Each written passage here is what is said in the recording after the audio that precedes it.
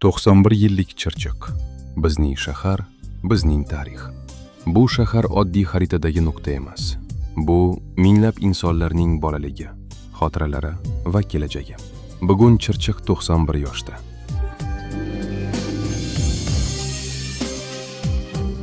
Bu yil Chirchiq shahri o'zining 91 yilligini nishonlamoqda. Chirchiq shahrining nomi shu nomdagi daryo bilan bog'liq. Uning tarixi esa 1932 yil 28 apreldan boshlanadi. Ya'ni o'sha paytda elektrokimyo sanoat kombinati, hozirgi Maksam Chirchiq hamda Chirchiq Bo'zsuv gez kaskadining qurilishi bilan bevosita bog'liq.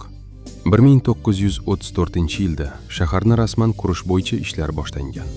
1935-yil 1-may sanasi esa shaharning rasman tug'ilgan kuni hisoblanadi.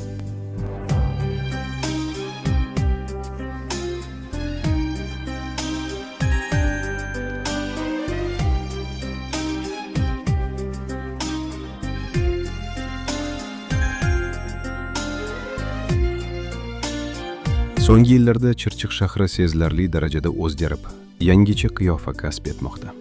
Shaharda viloyatdagi eng yirik maskanlardan biri O'rmon park barpo etildi va uning ro'parasida zamonaviy O'rmon savdo majmuasi faoliyat boshladi.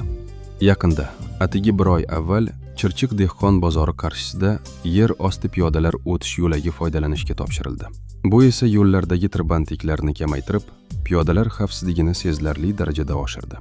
Hozirda esa shaharning birinchi kichik nohiyasida zardor tajribasi asosida 24 soat faoliyat yuritadigan zamonaviy ko'cha barpo etilmoqda. Bu loyiha Chirchiqning yanada rivojlanib, qulay va zamonaviy shaharlar qatoridan o'rin olishiga xizmat qilmoqda.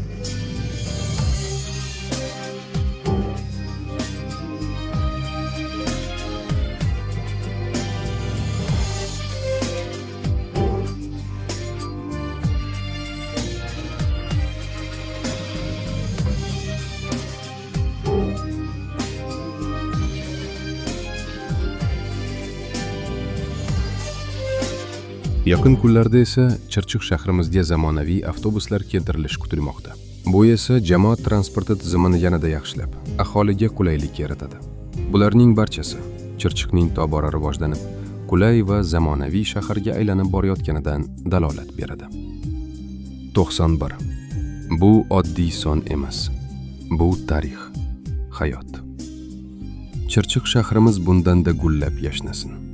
Chirchiq shahridagi eng so'nggi xabarlarni aynan Chirchiq Live kanalida kuzatib boring.